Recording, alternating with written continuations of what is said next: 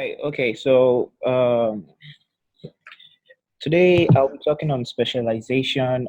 Please ensure your mics are muted. Okay. So when you join the call, just mute your mic, and I'll keep saying that all through the video so we don't get distracted. My name is Ogenero Paul Ejukolem, as you can see, but short Nero and even shorter Nero codes. Yeah.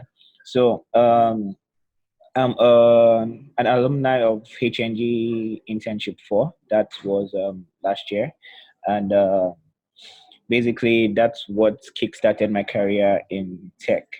And today I'll be talking on specialization, basically choosing your path.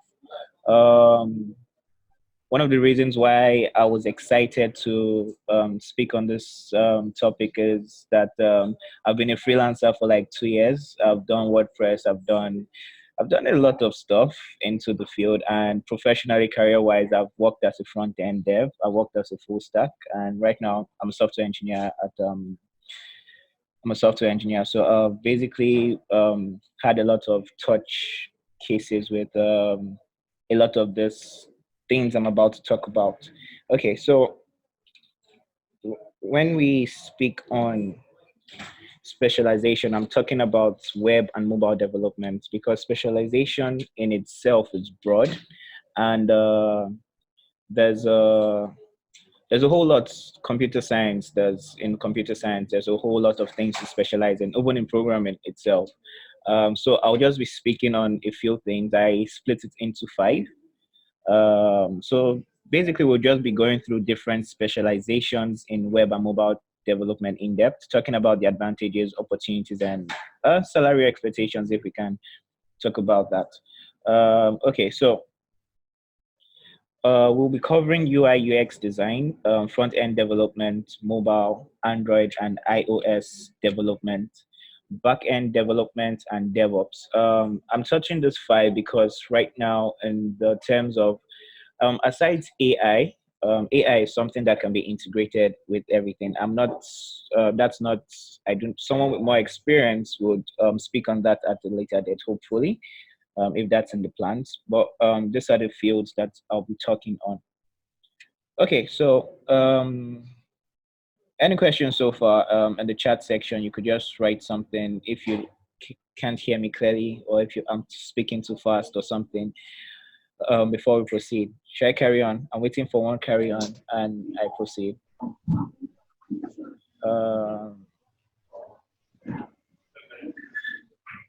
Okay, so yes, okay, I take that as okay. Carry on. Okay, cool.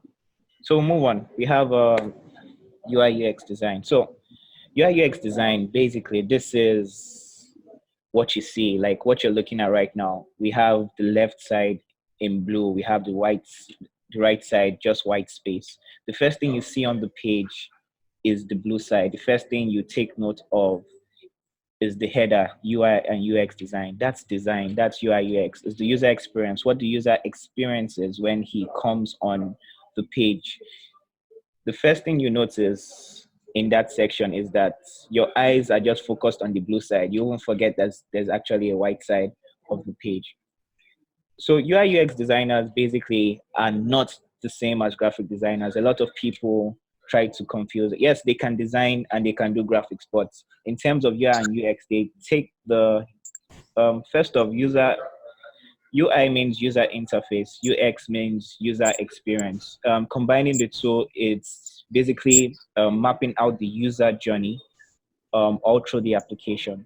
So when a user lands on your application, what do you want the user to experience? What do you want the users to see? What colors do you want to represent the application's emotions to the users? UI UX designers know a lot of things about the colors that speak to the users depending on the product he uses or he wants, and they're more conscious of what the user will be experiencing. Okay, so this is the first point of a product. It's the first thing. Usually, people that want to build an application in the process of freelancing, I notice this a lot. And if I knew this then, I would have saved myself a lot of trouble. they'll be like, oh, I have this idea, how to build Facebook tomorrow, and blah blah blah. And actually, the first thing you should tell them is go get your UI and UX, like go and get it first, because Yes. in that process, you get to think about. Okay, please, can you mute your mics, everyone? If you just joined the call, please mute your mics. Thank you very much. I should mute your mics. Please, can you mute your mics, please? Josh, Josh, yes, Josh speaking. Please, can you mute your mic? Um, just the microphone button, just click on it. Your mic will be muted. Thank you very much. Okay, so I continue. And they tell you like, I have this idea and everything. The first thing you should tell them is go get your UI UX ready. In the process of designing the user interface and experience, it makes your work easier as a developer. You'll be able to understand what you need to build and what needs to work, and you can walk through the process of that. So I'm trying to make this as short as possible. So if you have any questions as I go along, just drop it on the channel, the thread that was there earlier. Okay, so as a UI UX designer, what are your first steps to take if you want to go in this field? You should learn Figma, you should learn Adobe XD, you should learn Sketch, you should learn InVision. These are tools that enable you to design. But in the essence of it, you should learn design, typography, color theory, a ton of things. Yeah. But if you just Google on YouTube, Figma for beginners, you'll be able to see a good tutorial that can help you get started ASAP. Okay, please mute your mic, please. Alec, I think I saw something like that. Okay, yes. Okay, so um, job description. Basically, you have the user interface designer. Basically, this guy just focuses on how the product looks. There's the user experience designer. Basically, the experience, the user journey comes up with the basically the flow of how when you click a button, the experience the user gets and everything. So there's the product designer. The product designer is just really another name for the UI UX designer. The product manager, that's more of a, should I say, senior level role? Yeah, a senior level role. Okay, so um, so we have this for the UI UX designer. If you have questions, if you would like to go through this part, you could just drop it on the channel over there. So move to the next one, and we have front end. Front end development basically is usually the first thing people come in contact with when they are starting web, because you learn HTML, you learn CSS, you learn JavaScript. So front end basically is the client side development. Everything the client sees is front end development. It's the front end. How do you make this work? So if you want to get started with front end, your first step should be HTML, should be CSS. Please, can you mute your mic, Chukuma? Yes, Chukuma, please, can you mute your mic? Sorry, yes, thank you very much for doing that. Okay, so we have Celestine, please, can you mute your mics? Thank you very much. Thank you. Okay, so we have the HTML, we have the CSS, we have the JavaScript. These are like this is what makes up the core of the web. Basically, this is the backbone of the web, and everything is of the client side of the web. Let me just put it that way. And your first step, so if you want to get started in this line, you should learn first off, you should go through the path of HTML, CSS, and JavaScript. And once you get those foundations right, for front-end developers, we have Omoni. Please, can you mute your mic? Somewhere should be my, okay, Comment is already doing that. Please mute your mics. Thank you very much.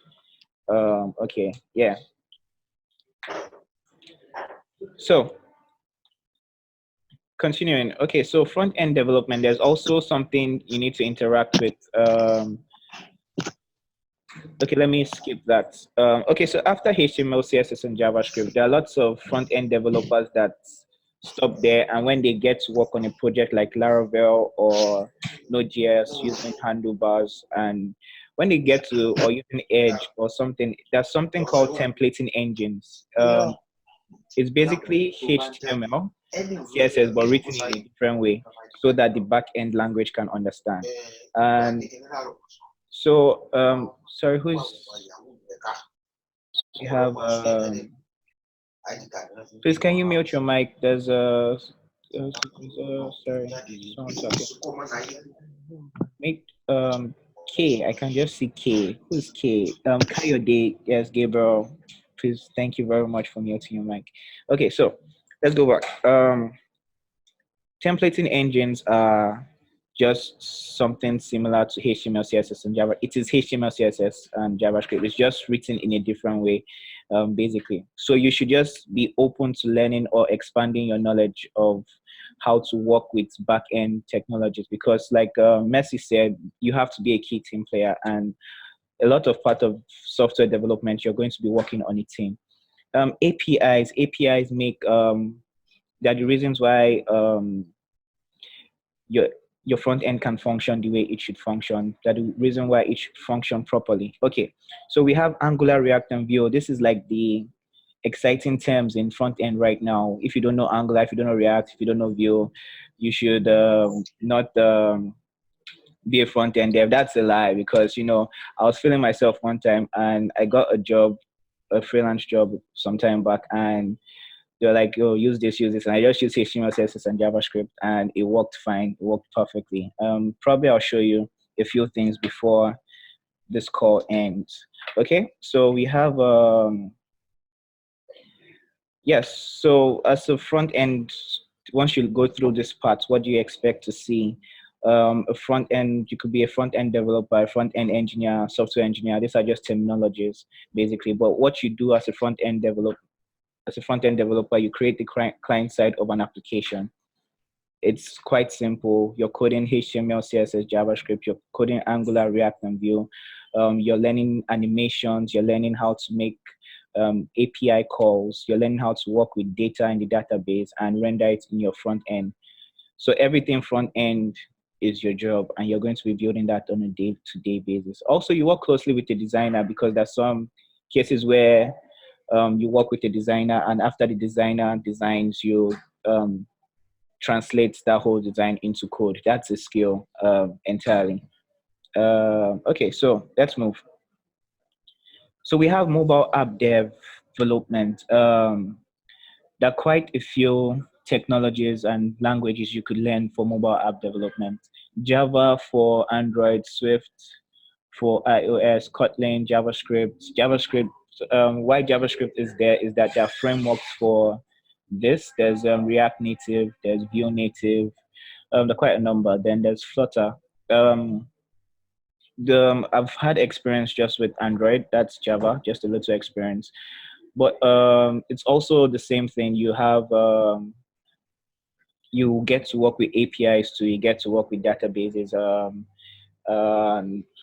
You basically build this. This is quite interesting though, because one of my dreams is to build an app and just keep it in Play Store and it to be making money.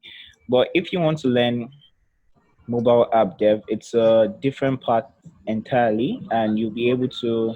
You should focus on. You should first of all know what you want to learn. Some people just go for JavaScript, that's React Native or something, because you can build for both iOS and Android. But some people prefer the whole native feeling because if you build an app in Java or it's different from, let's say, an Ionic app, so to say. I really don't know the difference, but a lot of people say there's a major difference. I think app devs will kill me for saying what I just said. But okay, let's go back. So we have, so if you want to go through this part, you should get known of, first of all, pick a language you want to stick, learn the technology. Like if it's Java, you'll need Android Studio and all that. APIs also, you need to familiarize yourself with Galaxy A20. Please mute your mic. Who's Galaxy A20, please? Mr. Galaxy. Yeah. Okay. Um, just the microphone button is somewhere on the screen. Just click on it. You should be able to mute your mic.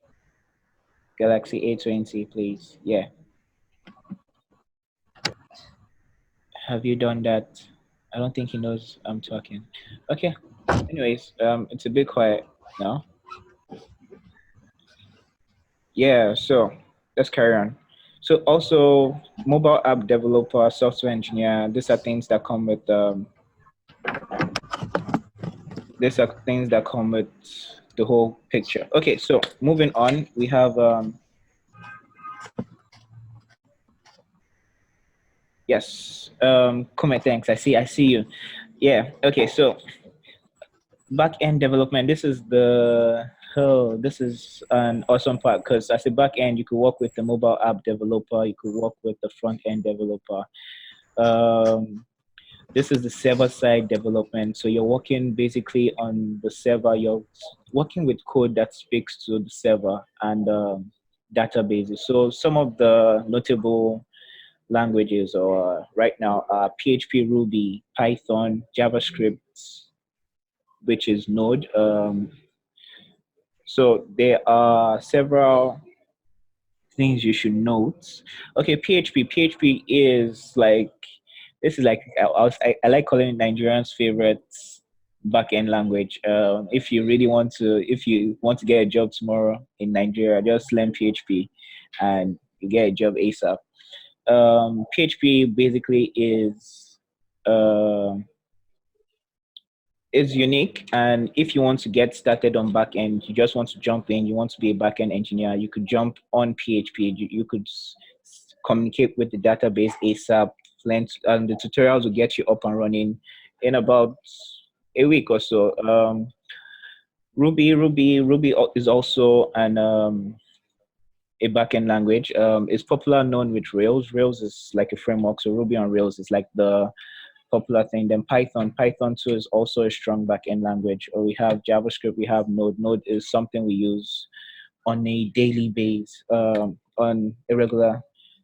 Node is also so basically as a backend developer, what do? You build um, the brain of the application. Let me just put it that way. So when the front end developer does something, does it work? When you have, let's say, Facebook, for example, and you have friends, does these friends come from? Are these friends stored? So you want to add a picture, upload a profile picture. Where's this picture stored? Um, so several things like that. This is what the backend engineer does. So the logic, the brains, the memory of the application of the product. That's who a backend developer is. Okay, so on that you build yes the backend full stack applications. I do not know how to put this, but non-API based applications. Let me put that. That's what works with templating engines. And with this, you don't need to write APIs and everything, but it's quite structured. Then also you write APIs if you're working with mobile devs or web developments. APIs are like the awesome way to go because a lot of things can, or a lot of people can integrate their APIs into whatever you're doing. Okay, so databases. You should learn databases, how to use databases, MySQL, Postgres, quite a number of them. So you need to know or be familiar with databases and APIs. So the new technologies like GraphQL and a lot of other things. So mic check. I can't even see who's speaking now. Okay, yes, thank you for muting your mic. Okay, so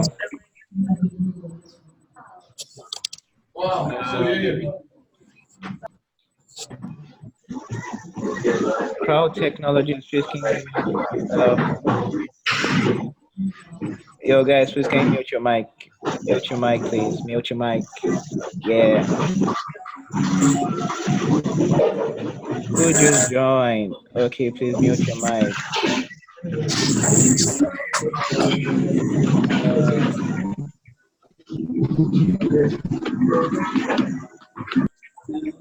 Oh, I have like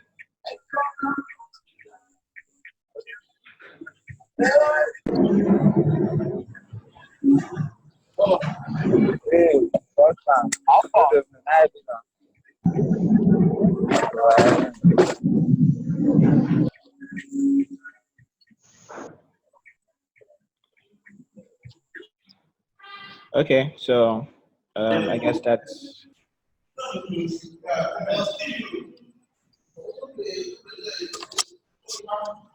Emo, please mute your mic, please. Yes, sorry for the breaking transmission. Okay, so as a backend, you get to work as a backend engineer, software engineer, basically, and what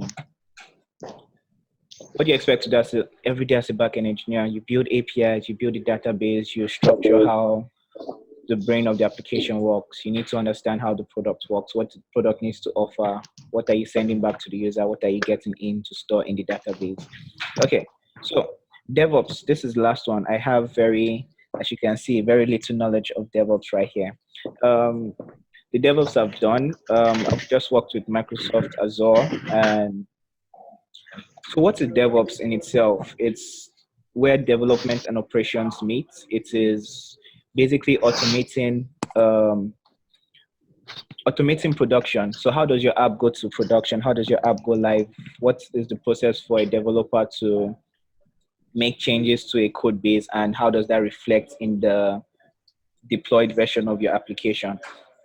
That's what DevOps is. Finding more efficient ways for your app to run, for your app to be, what should I say, or what should the word be? Basically, more efficient ways for the app to scale and be in production, basically. So we have, yes, DevOps engineer. Right now, DevOps engineers are, they're in high demand in the market. And if this is a path you would like to take, the salary expectation is quite high for this demand right now. It's a fairly new term, but it is a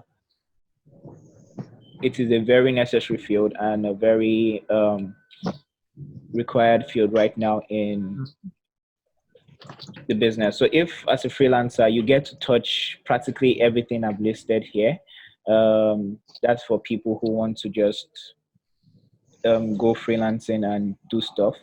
And as most times when you go to a company, you're going to be working with one or two of these technologies. Okay, so this is my final thing. Okay, so choose a path, go deep, and be open to learn. Okay, what do I mean by this? It's quite simple. Once you choose a path, when I started, I wanted to be a front end developer. Like that hasn't changed. I still, even with my knowledge right now, I still call myself a front end developer because I'm more excited about what I see. Like my first language was Python, and everything I did, I couldn't like was just in the terminal and was all back end ish. And so the moment I wrote like my first HTML and I could see it in the browser, I was excited. That excited me. So try to look for what excites you. Some people, once they write back-end logic and the back-end is mad and it's doing something crazy, they're excited. They don't want to see anything on the browser. They're not really bothered about it. Some people, they like mobile apps. They want to. Some people care about automation, DevOps. The thing about it is, even if you're interested in, let's say, machine learning or something, once you choose, once you choose, once you choose a path, and you go deep in it, there are several things you'll be able to touch and understand. So let's say I'm trying to minimize it so let's say you have you want to be a front-end developer right now and you're learning HTML, you're learning CSS, and you're learning JavaScript. By the time you're getting to JavaScript, you're going to be learning terminologies like APIs and how can you communicate with APIs. At that moment, you're interfacing with a backend already. The moment you're doing HTML and CSS, you're interfacing with a designer or a design. You're already touching every other thing.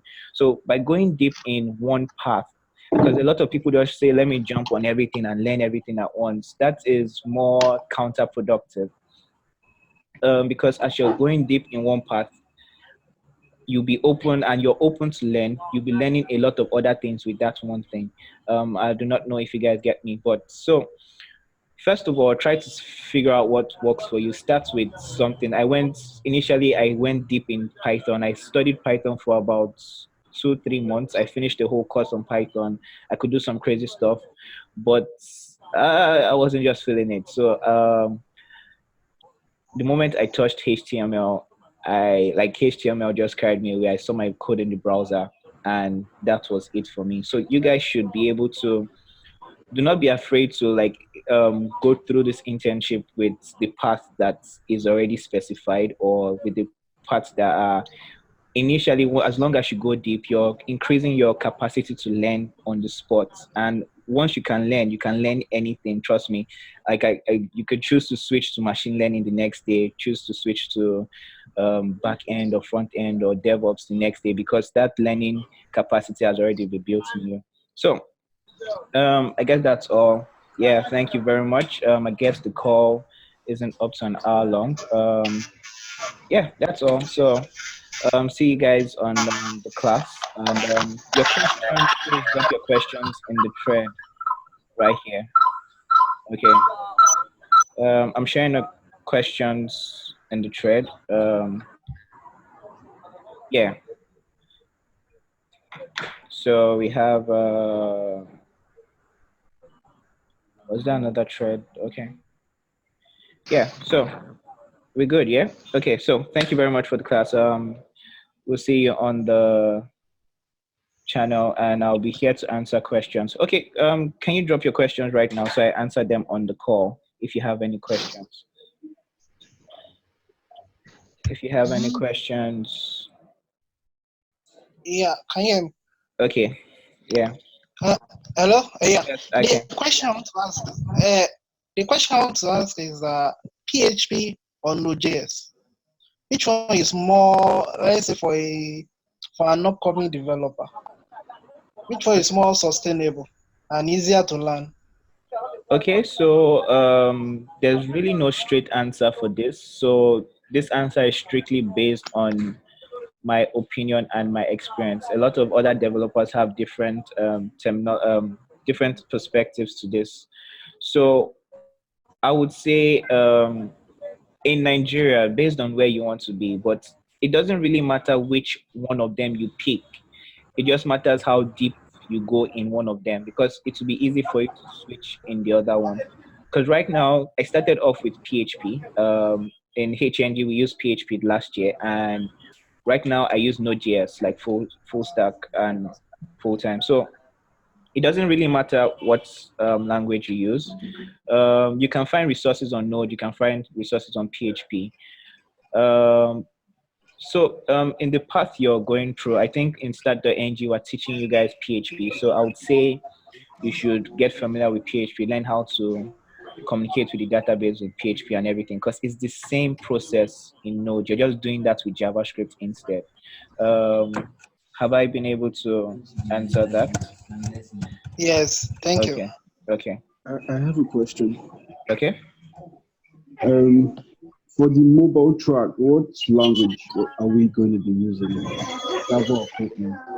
Okay. For the mobile track, I'm not sure that has been decided yet, but I'm not sure that has been decided yet. It may usually when it run or when it runs, it's usually based on the skills of the current mobile app devs in the team already. I'm not so sure, so I'll have to communicate, ask Zelos or someone else on the internship. Okay? Okay, thank you. Yeah. So when did you know you were industry ready? Basically after HNG internship. Yeah, because we had I made it to the end of the internship, and there was this the first time I did something that I was really excited about. Okay, after we built a chatbot, that was still my personal project. But then we had a project we were working on, and there was this ticket to implement the front end of a design that a designer had already designed. Um, to implement the front end of a design that a designer had already designed, and I was able to implement that with HTML, CSS, and JavaScript. That was on a Laravel frame backend. So once I submitted the ticket, I pushed my code up. Then it was Mark Essien that was reviewing. The moment he clicked accept on that ticket, I knew I was industry ready because I knew I could do something, and a boss or my boss could accept it, and that. So the internship gives you that experience. Sometimes that's the first time I was working with code pushing up and Like somebody just reviewing this. and somebody submitting. Okay, so where did I stop? Yeah, hello, good evening. Yes, good evening. Yeah, I'm Jude. If you just give Please, me please, I would like to know task, first. I know I have a basic knowledge on HTML and like a basic knowledge on CSS also. So, what more do I need to be a full web designer or a full-fledged web developer? Sorry, can you come Okay. again? Can you come again? Okay, I said that I have a basic knowledge on both HTML and CSS. So, but what other, should I say, language or technology do I need to become a full-fledged web developer or a web designer? Thank Okay, you. yeah, so I'm going to take this from two angles. One is for you to be able to get, let's say, your first job as a developer, HTML and CSS. So first things first is add JavaScript to that knowledge. Once you add JavaScript to that knowledge and you can um, replicate a design, you could just jump on Dribble or anywhere you can get a design, you can replicate that design into code, or you can build some things with logic. That's the first step. Because once you learn JavaScript, you can learn Angular and React. And with that alone, you'll be able to scale. So your next path should be to learn JavaScript. So after HTML and CSS, I'll say the next path will be to learn JavaScript. Okay, so the other angle is to go full stack. What are the next steps for it? It's still JavaScript because that's the first your first experience programming. JavaScript is the first programming language. Like if you're from your past, HTML, CSS. HTML is a markup language. CSS is cascading style sheet basically, and JavaScript is where programming really starts in web development, coming from the front end angle. So get to know JavaScript, learn how to work with arrays, learn data structures, objects, OOP, learn all these terminologies, learn everything. Have I been able to answer your question? Yes, thank you very much. Okay, so we have this in the ML track. Don't we need to learn Python and algorithms? Yes, sure, definitely. Yes, so during usually the ML is machine learning track is something that was introduced during the last internship, and it's run in a different way, basically. So that's, I think Mark Essien handled that section himself. So I really do not know much about that track in HNG internship. Okay, if you want to be full stack dev, what do you start with first, front end or back end? Um, this is relative to you. This is relative to you. Like I said, for me, I started with the front end first. Some people they started with back end and they stayed in back end, and some people start with front end and stay in front end. So personally, I would say which one um, basically calls out to you. Which one would you?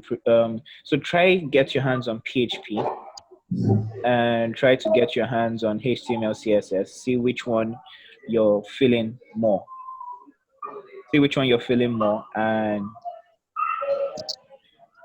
try to make up your mind from there. So try to full stack dev is full stack. It's a journey. It's not a 3 month thing. It's not a 2 month thing. It's a journey. So you could spend 6 months on one aspect, and you could spend the other 6 on another aspect. So do not rush. Just take each at a time.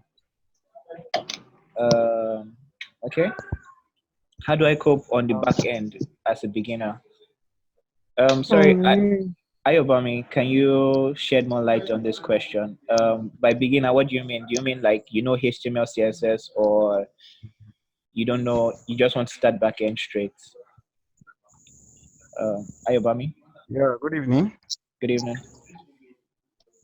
So we have a group project now. So I'd like you to shed some light on project management in the web development space.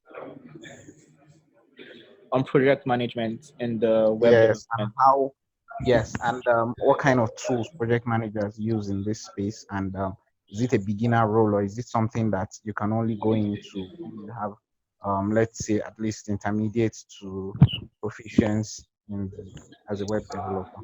Okay, so project management in this case or in this field is usually something you need an understanding of back end and front end basically because to set a task, you're basically setting tasks that developers use or do, and you will need to know how to estimate the time they will need to finish. You need to know what that task requires.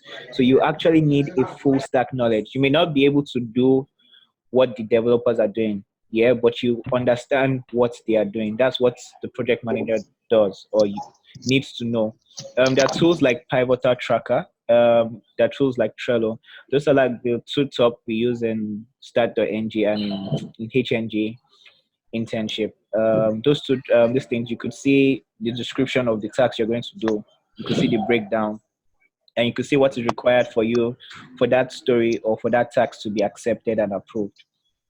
So that's the 411 or the overview of a product manager. So you will need to just learn a lot of how of a developer's process and how they work. Was I able to answer your question? Yeah. Yes, thank you. Okay.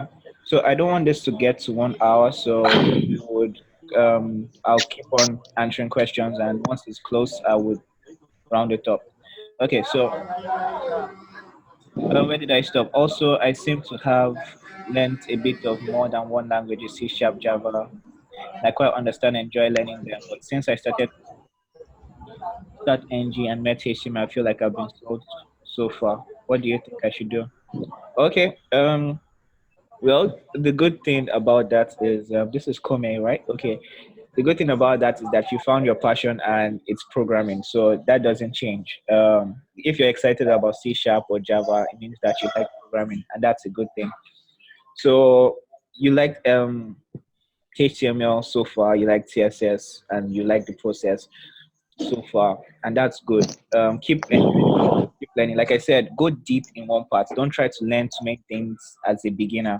So if just decide wherever you decide if you want to go C Sharp, also there are dev jobs with C Sharp out there, there are dev jobs with Java out there, there are dev jobs with HTML, CSS, JavaScript, everything. So try and go. Start NG has a process, has a pathway. If you can follow this pathway and go deep, just learn everything and soak everything in, you should be able to be good. So was I able to answer that? Come here. Let's see. I have a little knowledge on React JS. Okay. This chat is in different ways. How good am I supposed to be before I can start applying for a job? That's how this is from Killer Code. Let's see now. Well, the thing about front end, Hello. yeah, mic check. All right. I started learning JavaScript, though I have a pretty few background knowledge of CSS. But I don't think we're going to use CSS in start.ng. Am I right? You are going to use CSS in start.ng. Okay. Yeah. C sharp rather. I'm sorry. That Okay, was a C mistake. sharp. C sharp. Oh, I'm sorry. okay. No, you're not going to use C Yes, sharp. sir. Yes, you're not going to. It's going to be web focused basically, and Android and machine learning. C sharp. I don't think so. I don't think so. No, you So don't. that means for my machine learning, I should just focus on what language especially so that I will start learning again. If it's machine learning, I think the core language is Yeah. Python. Python. Corner. What? Python, right? Yes, Python. That's if it's the ML track you want to do. You should Yes, is the start ML. start getting familiar with Python. But for start the NG Python. purposes, it doesn't. There's no knowledge Okay. wasted. So it favors you to also learn web, because sometimes in the internship Yeah. sometimes just goes crazy and say you should do people in ML track or design track should also do the normal coding track to a certain speed. Yeah. So you should also be able to learn all this. Yeah, Okay. yeah, All right. Thank you very much. yeah. All right. Okay, so we have where do I stop? How good am I supposed to be before I can start applying for a job? Well, like I said, that's speculative. When I got my first job, I had just finished the internship, like right off the internship, and the major knowledge I had was how to turn design to code. So any UI UX designer can design anything, and I'll be able to turn it to HTML, CSS, and JavaScript. So that was like my core skill then, and I was able to get a job that needed exactly that. So it depends on you. How confident are you in what you can do? That's one. How much can you are you open to learning? How fast can you learn? And that's one thing HNG does for you. It teaches you to learn and implement really fast. That's one of the core skills you should get in HNG. First off, confidence. That's what I left the internship with, and fast learning and implementing, because you expected to learn something you don't know about really fast and implement it like a professional. And if not, your tax wouldn't be accepted. It's just that simple. So um, once you have those two skills, whatever level you are, you should be able to get a job. So if you know PHP as a backend dev, you should be able to get a job. If you know HTML, CSS, and JavaScript, there's some people who even get paid to do HTML and CSS, and they learn JavaScript on the job. So it depends on you. There are opportunities out there. Okay. Please, will you upload recorded sessions? Okay, yes, I'll upload the recorded sessions. I'm trying not to upload them already so that we can. If I recall, I started this 6:45. Yes, I I don't know started. why Chrome has refused to have sense. Where's that?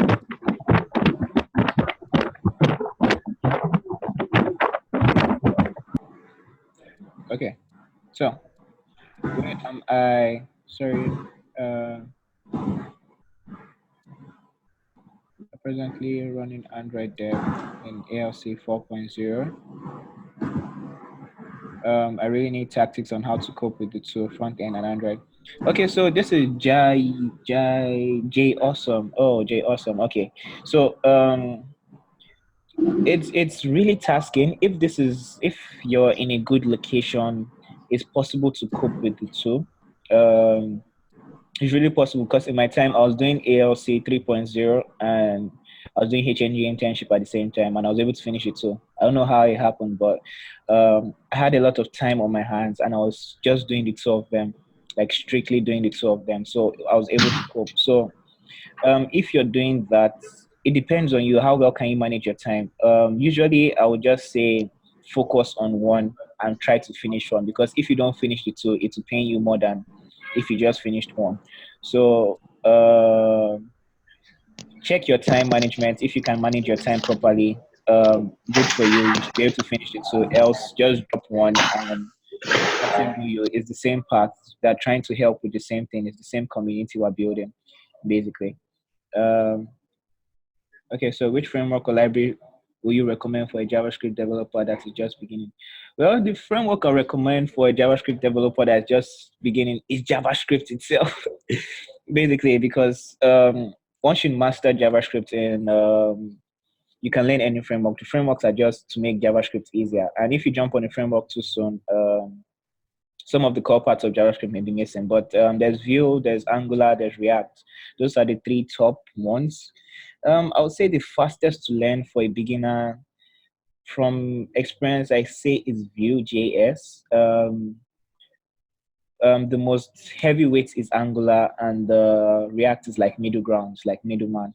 So it depends on you. Just research on them, but make sure your JavaScript is strong. Make sure you know OOP, object-oriented programming. Make sure you know you can do handle, data structures and algorithms. You can jump to is it um, um, free code camp. I like free code camp basically for the JavaScript parts. There are algorithms there where you can just jump on and do. Okay, please tell others to turn off your mics. Okay, yeah, please others turn off your mics. Okay. Okay, tactics on how to cope with the front end and Android. Yeah, you can cope with front end and Android. Okay, I answered that already. I am interested in backend, but without prior knowledge. What language should I focus on? If you want to jump on backend straight up, I think PHP is the easiest route for you. This is Crowd Technologies, yeah. I think PHP is the easiest route for you because learning Node, you have to learn JavaScript then. And you can actually jump on Node straight up, so if you want. But I'll say PHP is easier for you to just jump on and get started with backend ASAP. Because by the time you start that, you start getting familiar with databases, you start getting familiar with the terminologies used in backend, and with that, you can now switch to any language. Okay, so I knew I recognized. Okay, yeah. So, okay, the other was okay. So yes, guys, I think I have answered all the questions.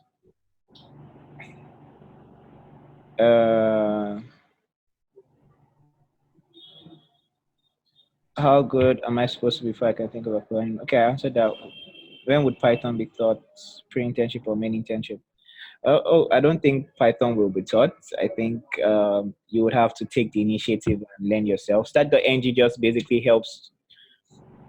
Also, it helps you to just able to find resources on learn how to learn yourself basically. So you should just also while you're learning, reading tutorials, watching videos, watching our YouTube channels. That's what the developer's life is basically. You don't know how to do something, you jump on YouTube, you jump on Google, jump on Stack Overflow, you learn on the spot, you implement it. Okay, so we have okay, these are the two last questions I'm going to answer. Is there code plagiarism? Yeah, this is a tricky question. It's yes, there is code plagiarism. But code right now is most of code plagiarism comes when a code is not open sourced and it's not in a public place and you go take it and say it's your own, because code is actually intellectual property.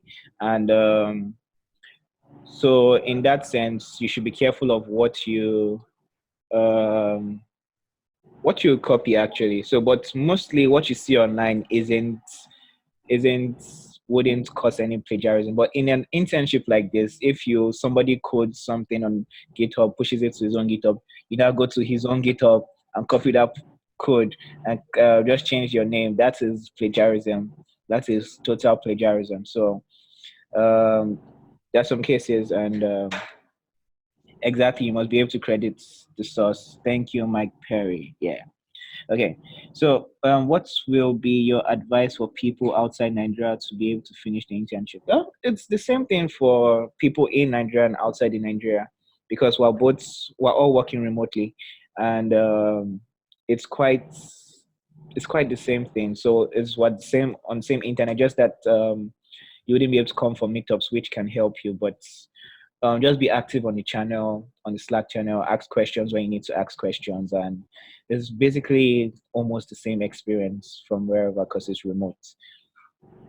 Please, before you wrap up, I just want to know what headphones you are using. The name of these headphones. What's the name of the headphones? Sorry. Yeah. Oh, I don't know. Sadie's or something like that. Yeah, actually, that's the headphones. Okay, so we go. Thank you very much for this opportunity.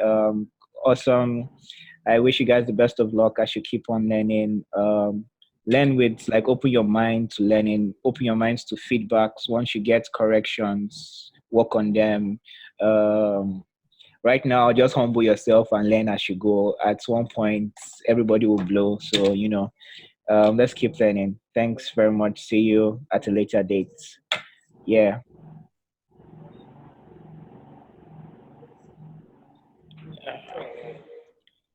Okay. This So, was dope. Thank you. yeah.